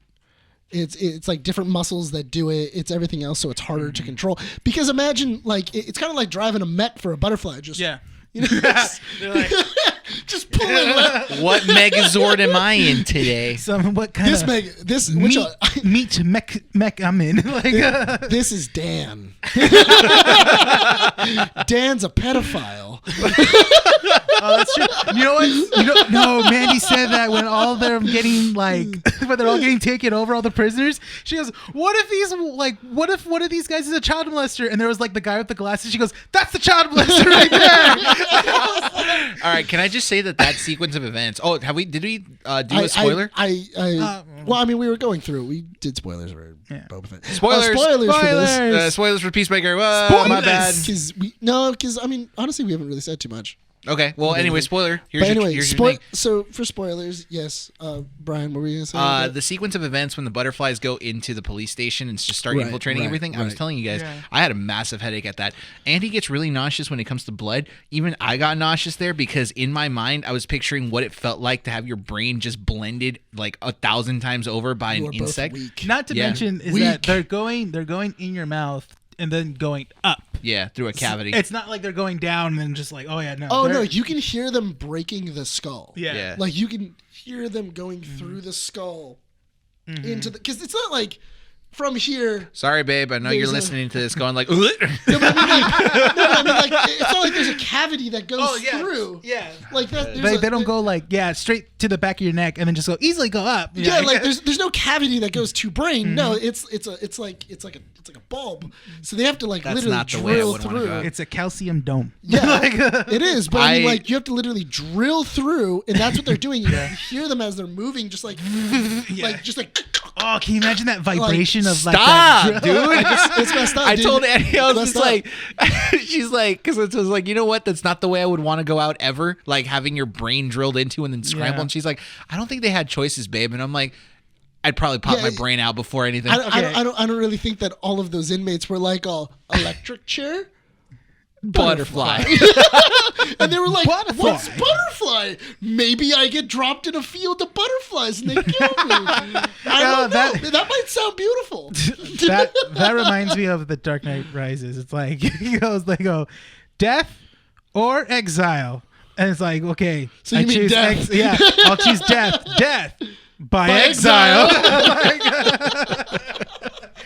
No, but I felt like I said this at the beginning before I went to go get water. This episode felt very fillery. Like it felt like it was more of a setup for the last 2 episodes. No, it's a bridge to get to from basically this plot. We're done with this plot. Now we got to move forward to the ending. Yeah. Now the thread has been revealed. The thread is active. The thread is prominent. Now what are these guys going to do? Yeah. Because you still have that dialogue.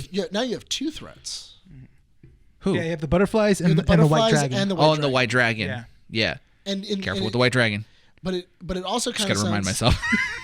I just said the white dragon. No. Before the show, Brian kept saying the white dragon was really cool. Like, that's not how I said it. He was like, I've been looking forward to this. He was like, I was looking forward to the white dragon this whole time, and now that he's here, now I'm paying attention in the episode. He goes, I've been checked out. So let me now tell that my hero, the white dragon, is here, he's going to save the day.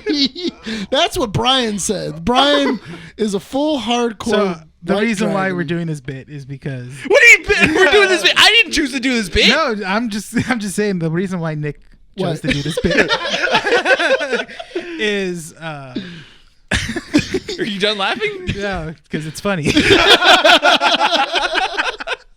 Is basically I made a comment of just like when in this episode I was like, oh yeah, it was really cool to see the suit and stuff, and you guys went on me like, careful, I'm like, careful how you say that, Renee. I was like.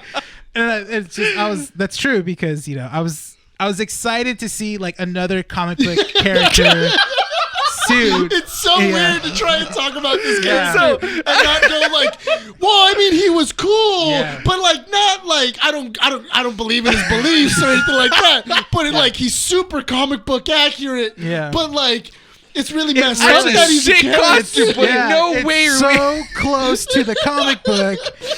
And I love it, but he's a racist, and I don't he's like a Nazi that. racist. Yeah, I don't like watching that episode because Annie and I watch. I'm so glad she's watching this because it's so great. It's so great to be like marrying someone that's like honestly into comic books. So great. Anyways, so sorry I nerded out a little bit, but we were watching. Nerding out. That's just you being sappy. Spaces. Anyway, so we were watching it, and the end credits roll. Because you're on one. I broke him. Because you're sappy. That dang. Okay. Are we done? Yes. No. End credits roll. And I tell her, that costume's really great. And she looks at me, she's like, he's a Nazi, right? And I'm just like, I know that. I'm just saying, it's great. See, I thought that would have been funnier if you would have been like, I know that now. I thought that the white hoods and the Zeke Heil, that would have given it away to you. But now it's come all together, and now I get it. I want to ask people, like, imagine people that are watching this show and like love it, right? Would you go up? Like, that's the thing is, can people like say they really love the costume, but like not really because he's a Nazi? Listen, I've never been afraid of anybody that puts a pillow sheet over their head. So what? Because that's what all of his followers did. They literally had pillow sheets so they could have the dragon horns. Yeah. Oh my god! It was pillow sheets with holes in their Yeah. If I could do a better job than putting 2 holes in. But it's the idea of, because it's supposed to be the white Ku Klux Klan hat. Yeah. But not 1 point. But it's only 1 point. What? So now Can you not do that notion with your hands? What? I mean, I'm just doing a dragon. I'm the dragon. Do the dragon point, not the other. You know what's funny? I think James Gunn is gonna have us.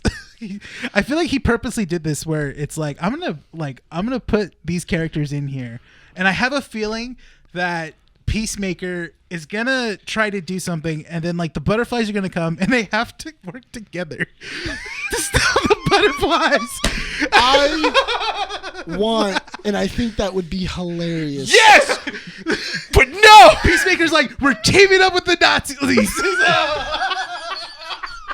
And so you have the Nazis save the world from an alien invasion. So you have to cheer them on.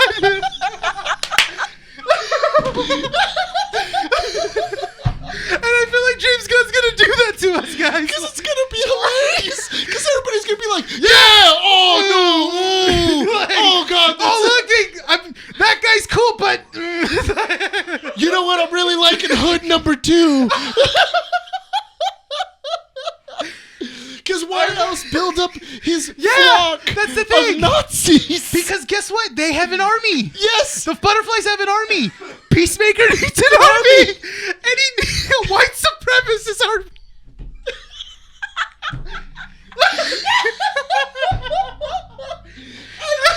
I want to watch this episode with Brian so bad for him to go like, I'm really digging that guy.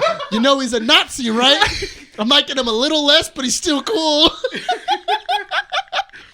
So, I'm so lightheaded right now. I love that idea. Because I'm thinking James about Gunn that. is a genius. Yeah. Because he also said, I did it for episode 8. I did all of this for episode 8, which means that he would have put all of them together just so that way he can then set up all of these little these puzzle pieces just to go, and now let Do you them think all that's fall. career suicide for James Gunn? Why? No, not at all. I mean, we love that because It's like hilarious. that's the thing is that we're going to be watching episode 8, and if that does come to reality, I feel like that's within HBO wouldn't really say. I mean, if they're letting the episode air, they're letting the series air. And there's a lot of stuff in here that's kind of like, it's really hard because how exactly do I have Peacemaker? And Peacemaker was already kind of like he's already kind of like a white supremacist. Like that's the thing. There is a history of him being a white supremacist and everything like that inside of the comic books. But they're writing him differently a little bit more in here, which is fine because they're really trying to make him likable. So when you pitched it, you knew that was going to have to be a thing that we were going to have to get over. Of him being a white supremacist. And what way else could you have done that than make his Nazi father a hero? And make you cheer for him. Right? Against an alien invasion. Yeah. Because when in doubt, call rednecks.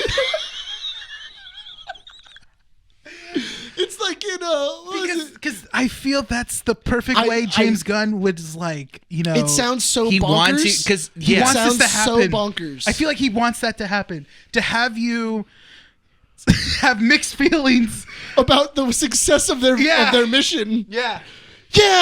Oh no. Or you really liking a Nazi, and then all of a sudden he dies. He gets like murdered, and you're like, I really like that guy. Another thing, right?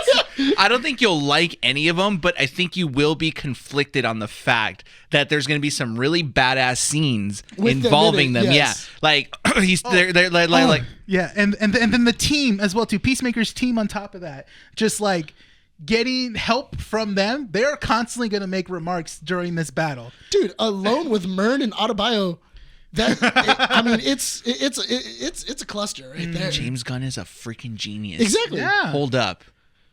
It just dawned on me, right? Yeah. So you have your undercover agents who know about the secret invasion. Yes. You have the Nazis gearing up to kill off the son of the Nazi leader. And then you have the butterflies that took over an entire police precinct. In town. Basically, not the town. We don't know if they took over the town. They could, though. They could have. No, because there's still a lot of butterflies left. There was a lot of butterflies. There was a lot of butterflies. You're telling me that they couldn't take over the town with those? So do you think that if this gets nationally televised, it's going to be the cops versus the Nazis?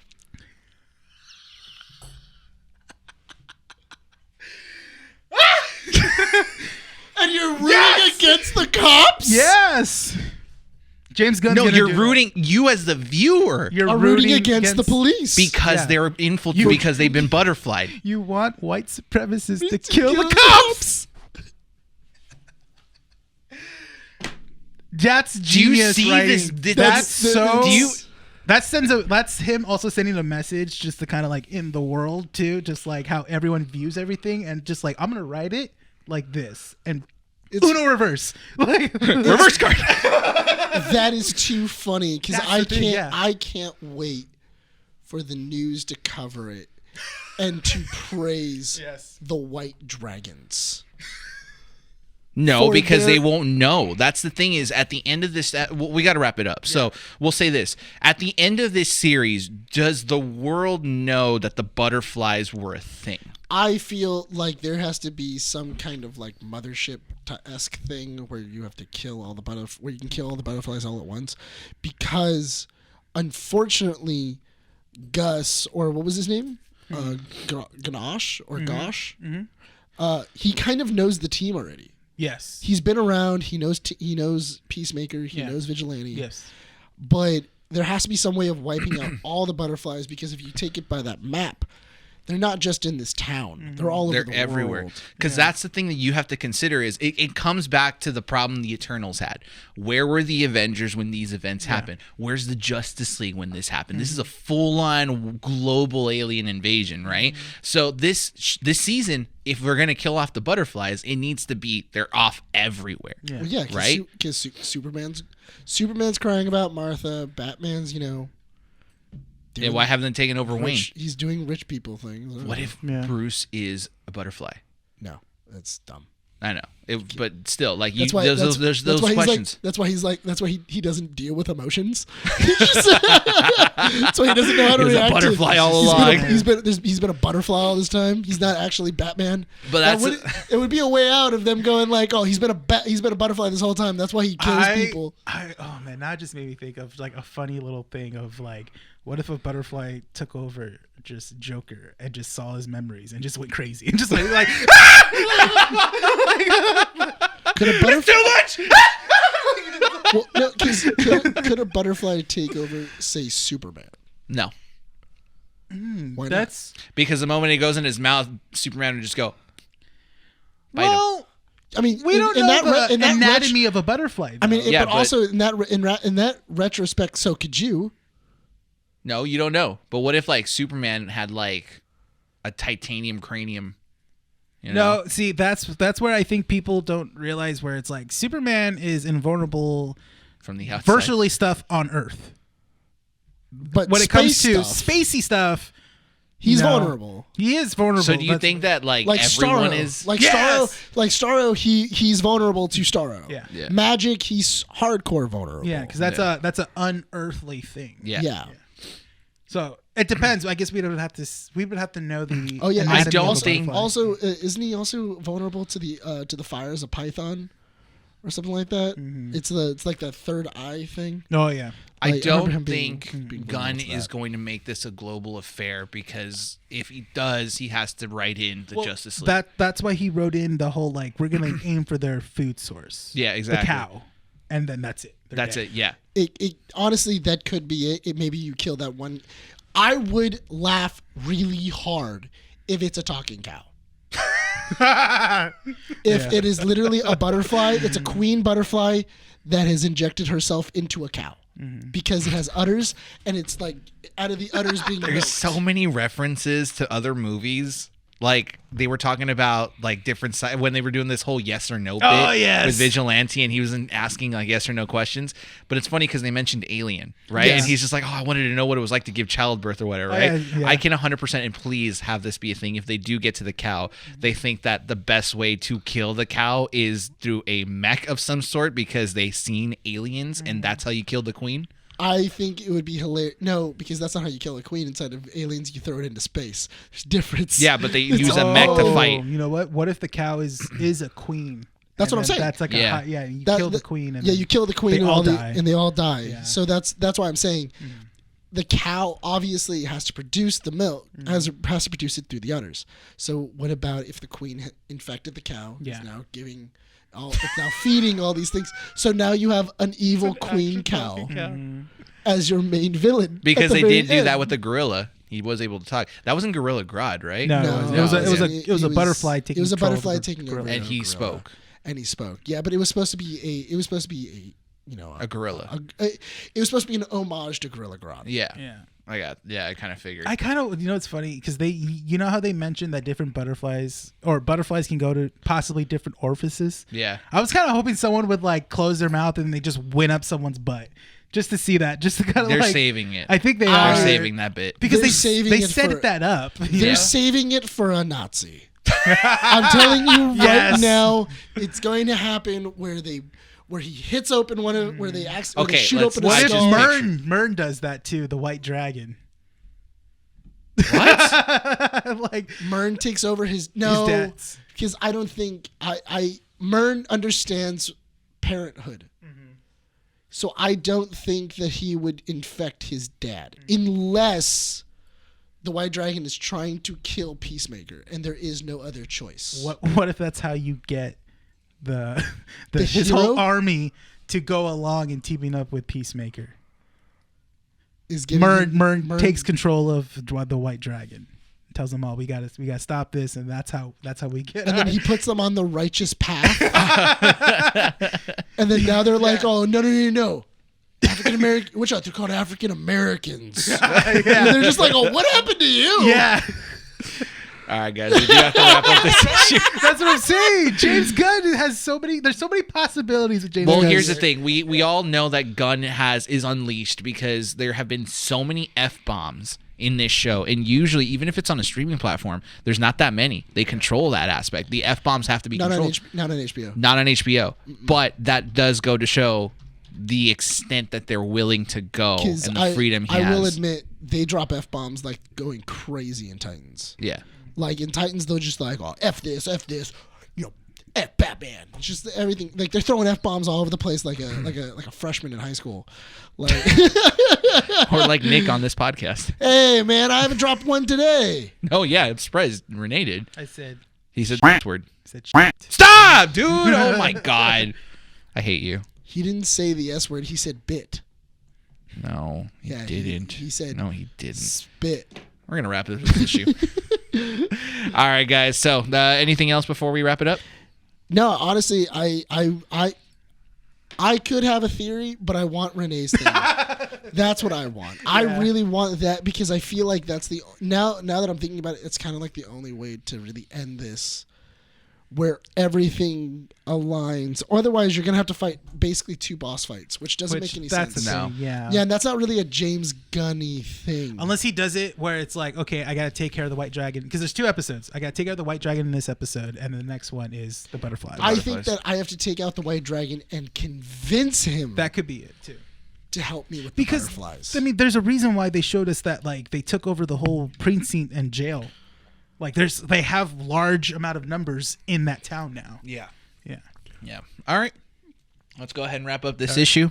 Yeah. Guys, thank you for joining us on this issue of Keeping Up with the Nerds, issue 84, right? Yes. If you guys want to know more about us or more information, go on to keepingupwiththenerds.com, where you guys get all the up-to-date information on all podcast releases, as well as articles and any videos that we'll be uploading. If you're listening to this on our audio platforms, you guys can follow us on Apple Podcasts, Google Podcasts, Spotify, Podbean as well, and everything, all the information will be in the descriptions.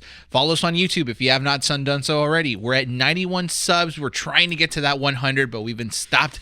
But there's new content on YouTube. If it's not up there, it will be up there. New skits, new things to be looking forward to. So follow us on there, guys. Let us know what you guys think. And the last piece I think that's most important is let us know what you guys think. We have gotten a lot of in-person feedback. Some people come into the store at Undercity and talk to Renee and let them know exactly what they like about the podcast. But yeah, email us or comment, in the YouTube section, on our website as well. I believe there's like certain comments on articles as well that you guys can leave, certain things. Just let us know what you guys think about this show and how we can improve, because we're heading into year 2, guys, and there's a lot of work that we have still left to do. So let us know. We're all very excited. I also really want you guys to comment on Brian's admiration and love for the White Dragon. So if you guys can leave comments about that too, so that way I can show Brian. Ow! That hit my nipple! It cut me in the nipple! Ow! Do the intro or do the outro. Help me! Help me! Ow, that really did get my nipple. Ow, you got me perfectly on the hole. Oh my God. Dead center. All right, let me grab my hole in my nipples. All right. Pick it up from the floor. You fell off. This has been Keeping Up with the Nerds, issue 84. My name is Nick Valero. This is Brian. Renee. Recording at Undercity Comics in Whittier, California. We want to thank everyone for listening to this issue. We hope to see you all next time.